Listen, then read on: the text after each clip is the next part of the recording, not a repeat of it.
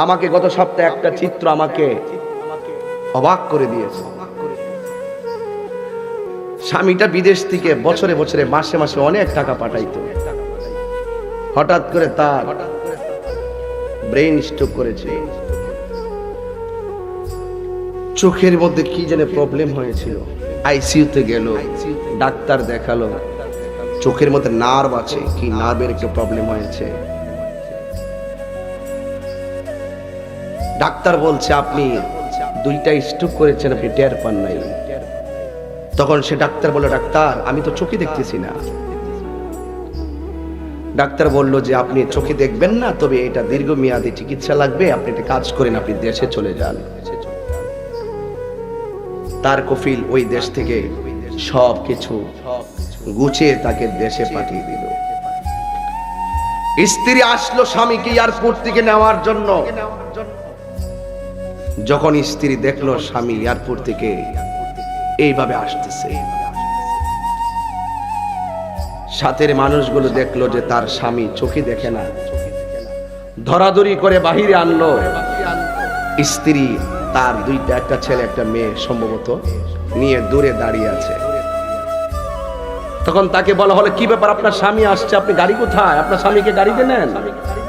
স্ত্রীর স্বামীর কাছে আসে না। স্বামীটা তখন একটা জায়গায় বসলেন, সাংবাদিকরা তারা জিজ্ঞেস করলেন আপনার প্রবলেমটা কি হয়েছে। সে তার বিস্তারিত বলল যে আমি হঠাৎ করে কি যেন স্ট্রোক করলাম, পড়ে গেলাম, আমাকে ডাক্তারখানায় নিল, নেওয়ার পরে দেখলো যে আমাকে চিকিৎসা করতে আইসিইউতে রেখে আমি হঠাৎ করে চোখে দেখি না। স্বামী মুচমুচ্চা বান্ডেল পাঠাইছে, আপনি স্বামী টাকা গ্রহণ করলেন। আজকে স্বামীটা অ্যাক্সিডেন্টলি তার দুইটা চোখ চলে গেছে। আপনি স্ত্রী স্বামীকে নেওয়ার জন্য আপনি এয়ারপোর্টে এসেছিলেন, আপনি মনে করেছিলেন স্বামী মনে হয় বাহানা করেছে, আপনার স্বামী মনে হয় চোখে ঠিকই দেখে। যখন দেখলেন আপনি আপনার স্বামীটা চোখে দেখে না, তখন আপনার স্বামীটাকে নিয়ে গাড়িতে তো তুলছেনই না, বরং সাংবাদিকের সামনে কথা বলছেন না, আপনি দূরে দাঁড়িয়ে আছেন। আপনার জন্য আমার লজ্জা হয়, আপনার জন্য আমার লজ্জা হয়। আইয়ুব আলাইহিস সালাম রহিমাকে বলছিলেন, রহিমা আমার অল বডি কিরায় পচে গেছে, তুমি যাও না কেন, তুমি চলে যাও। রহিমা বলছিল, স্বামী আল্লাহ আমাকে আপনার উপর যে হক, আপনাকে যে সেবা করার সীমানা বেঁধে দিয়েছেন, তার একটু আমি শেষ করতে পারি নাই।